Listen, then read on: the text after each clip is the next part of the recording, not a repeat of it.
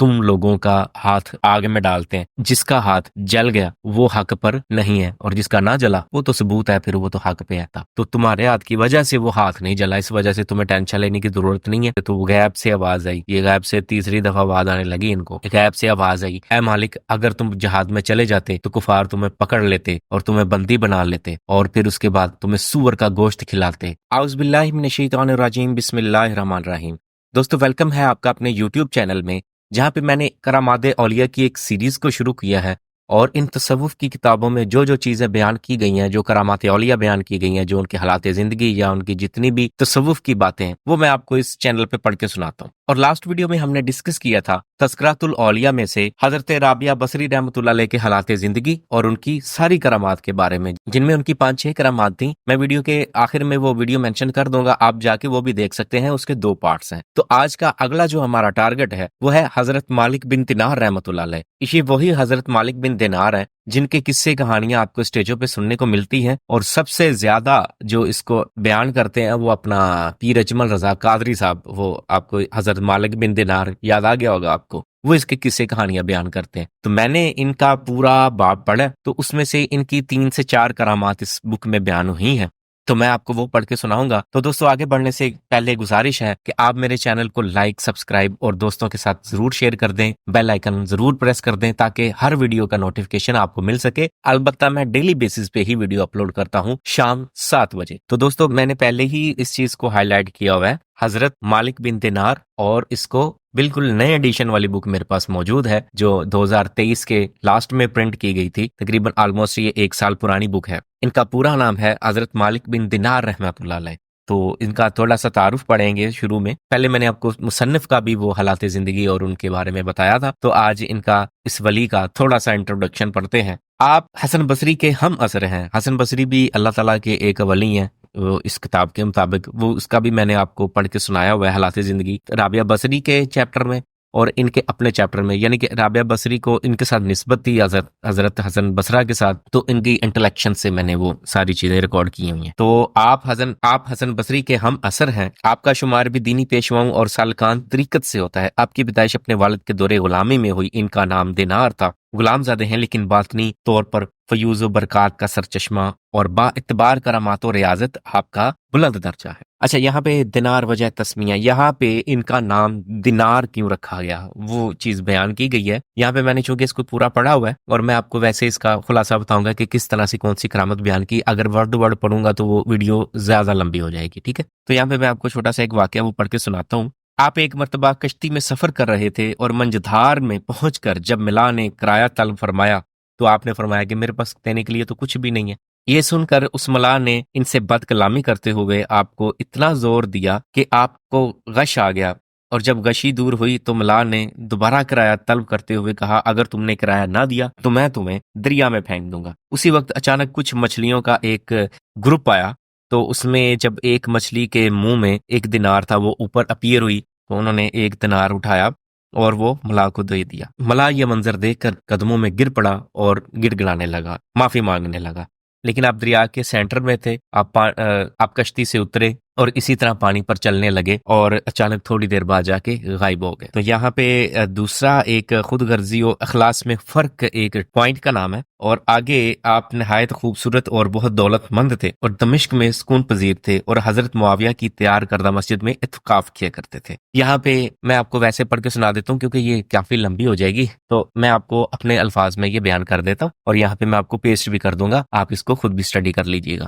یہاں پہ یہ بیان کیا گیا ہے کہ آپ ایک مسجد میں، جو حضرت معاویہ کی تعمیر کرتا مسجد تھی، اس میں عبادت وغیرہ کیا کرتے تھے۔ تو جب تھوڑا سا عرصہ گزرا تو ان کے ذہن میں خیال آیا کیوں نہ میں اس مسجد کا متولی بن جاؤں۔ تو وہ کافی اس پہ جدوجہد کرتے رہے، اور 1 سال کے بعد جب ان کو یہ خیال آیا اور خواہش کی کہ لوگوں سے میں کہتا ہوں کہ وہ مجھے اس مسجد کا متولی بنا دیں، تو کوئی بھی ایگری نہ ہوا ان کو انتظامیہ میں شامل کرنے کے لیے۔ لیکن کیا ہوا کہ ایک رات ان کو آواز غیب آئی۔ اب وہ آواز غیب کہاں سے آئی یہ آپ مجھے بتا دیں کہ وہ غیب کی آواز ان ولیوں کو ضرور آتی ہے، تو وہ کس کی ہوتی ہے؟ تو وہ غیب سے آواز آئی کہ ابھی تو تم تو اتنے خود غرض نکلے کہ لوگوں سے ڈائریکٹ مانگتے ہو، تو اس کا مطلب یہ ہوا کہ پہلے تم عبادت و ریاضت کرو۔ تو 1 سال کے لیے پھر آپ مسجد میں ہی رہے، آپ باہر نہیں نکلے۔ تو پھر اس کے بعد اچانک ایک دیکھا کہ لوگوں کا گروہ آیا اور انہوں نے کہا کہ ہم آپ کو اس مسجد کا وہ سارا ہولڈ دینا چاہتے ہیں، جیسے کہ ایک خادم کی حیثیت ہوتی ہے، اس میں اذان دینا، نماز کروانا یا پورا اس کا ارینجمنٹ سنبھالنا۔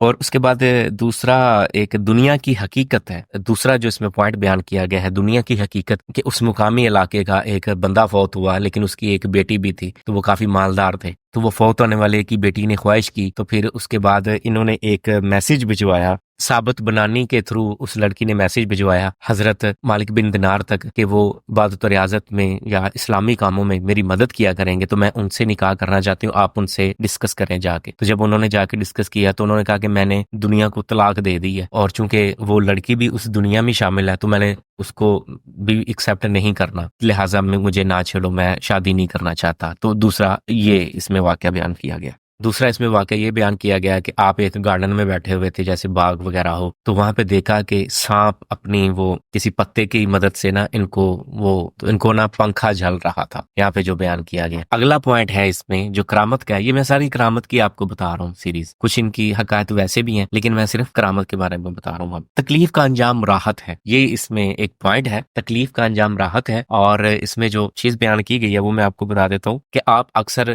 جہاد کی فکر لے کر دل میں رہتے تھے کہ میں کبھی نہ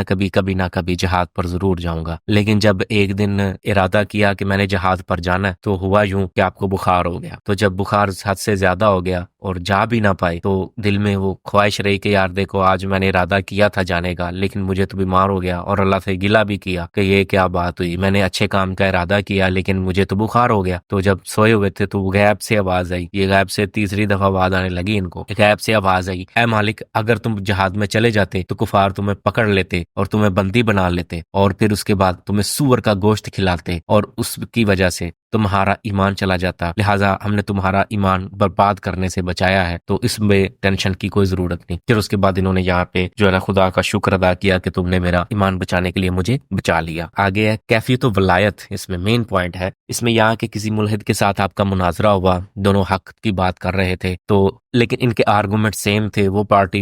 یہ دونوں پارٹیاں جو ہے نا سیم آرگومنٹس کر رہی تھی، تو کوئی بھی ہار ماننے کے لیے تیار نہیں تھا۔ جب ان کی گفتگو قاضی نے سنی تو اس نے کہا کہ تم لوگوں نے کس بات کا آپس میں شور ڈالا ہوا ہے، تو یہاں پہ اس نے بیان کیا، دونوں نے، حضرت مالک بن دینار نے اور دوسرے بندے نے جو ملحد تھا، اس نے کہا کہ ہم تو اس طرح آپس میں کسی ٹاپک پر بحث کر رہے ہیں، نہ اس کا پارا نیچے بیٹھ رہا ہے نہ میرا پارا بیٹھ رہا ہے۔ تو وہاں پہ پھر وزیروں نے اور بادشاہ نے یہی ڈیسائیڈ کیا کہ پھر تمہارے ساتھ ایسا سلوک کرتے ہیں، تم لوگوں کا ہاتھ آگ میں ڈالتے ہیں، جس کا ہاتھ جل گیا وہ حق پر نہیں ہے اور جس کا نہ جلا وہ تو ثبوت ہے، پھر وہ تو حق پہ ہے۔ تو کیا کیا کہ وہ دونوں نے یوں کر کے ہاتھ ڈالا، تو خیر دونوں کا ہاتھ ہی نہیں جلا، وہ کہہ رہے تھے کہ یار یہ تو دونوں ہی بالکل برابر ہیں، یعنی کہ دونوں حق پر ہیں۔ تو پھر اس کے بعد پریشانی کے عالم میں جا رہے تھے تو راستے میں ہی ان کو ایک کیفیت آ رہی ہوئی ہے، انہوں نے پوچھا، خیال آیا دل میں کہ یہ ہاتھ کیوں نہیں جلا، میں تو بڑی عبادت و ریاضت کرتا ہوں اور میرے آرگومنٹ سے زیادہ ویٹی تھے، لیکن اس کا ہاتھ کیوں نہیں جلا، میرا بھی نہیں جلا۔ وہاں پھر ایک غیب سے ندا آئی کہ اصل میں وہ بندہ حق پر نہیں تھا، لیکن تو نے اس کا ہاتھ یعنی کہ اس طرح سے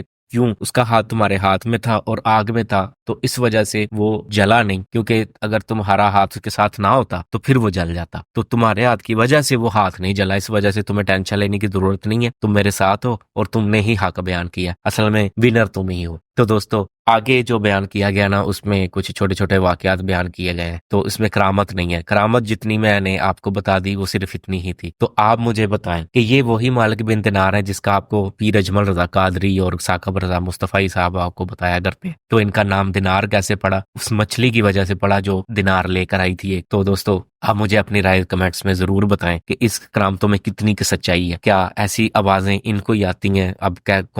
کون آوازیں دیتا ہے ان کو؟ حق تعالیٰ کی آواز ہوتی ہے یا کوئی اور آواز ہوتی ہے؟ تو آپ اپنی رائے بھی مجھے ضرور دیجیے گا۔ انشاءاللہ نیکسٹ ویڈیو میں ملاقات ہوگی ایک نئی کرامت کے ساتھ، تو تب تک کے لیے اللہ حافظ دوستو۔